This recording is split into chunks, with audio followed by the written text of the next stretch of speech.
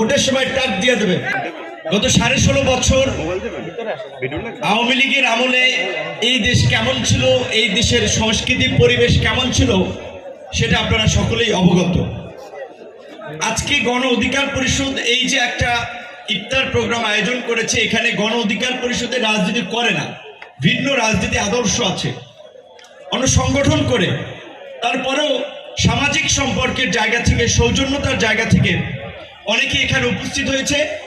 এই যে বাংলাদেশ তথা বাঙালিদের দীর্ঘকালের ঐতিহ্য এবং এইটাই এই অঞ্চলের মানুষের বৈশিষ্ট্য।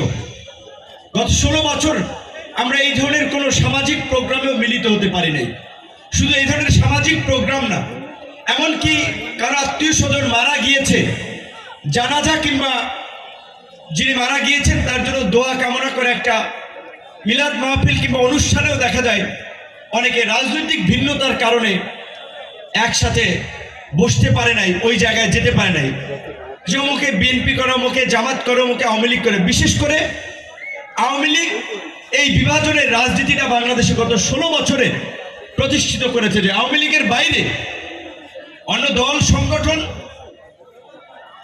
এই দেশের নাগরিকদের কোনো মর্যাদা, স্বতন্ত্রতা বোধ এটা আওয়ামী লীগ স্বীকার করে নাই।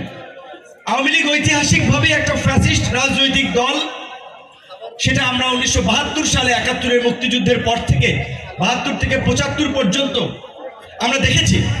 অবশ্যই 71-এর স্বাধীনতা সংগ্রামে আওয়ামী লীগের একটা ভূমিকা ছিল, কিন্তু সেই মুক্তিযুদ্ধের চেতনার নাম দিয়ে, সেই মুক্তিযুদ্ধের চেতনা বিক্রি করে দেশ স্বাধীনের পরপর আওয়ামী লীগ একটা একদলীয় বাকশাল কায়েম করেছিল। গণতন্ত্রের সংগ্রামের কথা বলে একদলীয় বাকশাল কায়েম করে তারা গণতন্ত্রকে কবর দিয়েছিল।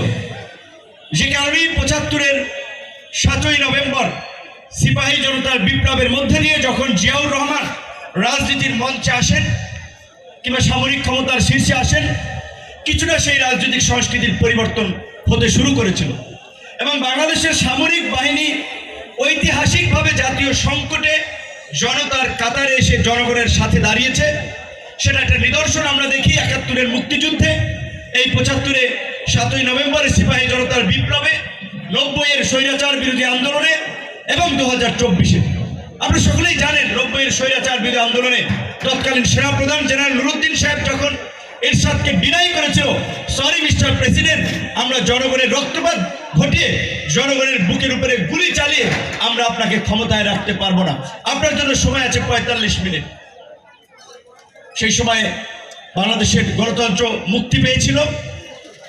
এই 2024-এও যখন ছাত্র জনতার গণ আন্দোলনে চতুর্দিকে যখন মুহুর্মুহু গুলি, ছাত্রলীগ যুবলীগের সন্ত্রাসী ক্যাডারদেরকে, প্রশিক্ষিত সারা দেশের ক্যাডারদেরকে ঢাকায় নিয়ে বৈধ অবৈধ অস্ত্র দিয়ে যখন ছেড়ে দিয়েছিল, সারা দেশে একটা নৈরাজ্য, সেই সময় আমাদের সামরিক বাহিনী ঐতিহাসিক দায়বদ্ধতা এবং প্রেক্ষাপট থেকেই বরাবরের মতো আমরা দেখি 24-এর গণ অভ্যুত্থানেও তারা ছাত্র জনতার কাতারে এসে দাঁড়িয়েছে।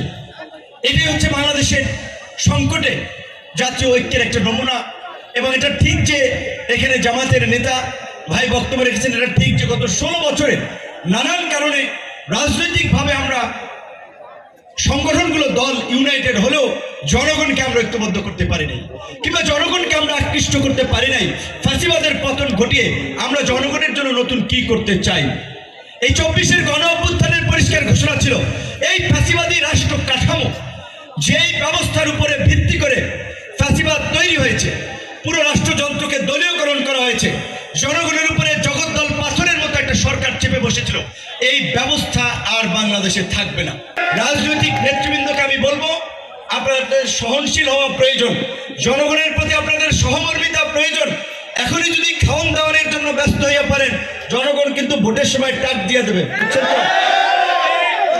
আমি সরি, কেউ কষ্ট নেবেন না, আমি কোনো দলের কথা, আমি আমার কথা বলছি যে আমার নেতৃবৃন্দ যদি ওইভাবে বলেন যে হ্যাঁ পটুয়াখালী 3 থেকে নির্বাচন হবে, কিন্তু নেতৃবৃন্দ যদি এলাকায় উৎপাত শুরু করে দেন, অশান্তি নৈরাজ্য শুরু করে দেন, মামলা দিয়ে মানুষকে হয়রানি, মানুষের উপরে জুলুম করা, চাঁদাবাজি, হয়তো মানুষ আমারও ভোট দিবে না। সেই জায়গা থেকে আমাদের নেতৃবৃন্দকে বলবো, আপনারা এমন কাজ করবেন না যার জন্য আমাদেরকে প্রশ্নবিদ্ধ হতে হয়, দল সম্পর্কে মানুষের নেতিবাচক দৃষ্টিভঙ্গি তৈরি হয়। সকল দলের প্রচেষ্টায়, সকলের ঐক্যবদ্ধ প্রচেষ্টায় পটুয়াখালীতে একটা সুন্দর এবং সম্প্রীতির রাজনীতি প্রতিষ্ঠিত হোক, সেই প্রত্যাশা আমরা করি।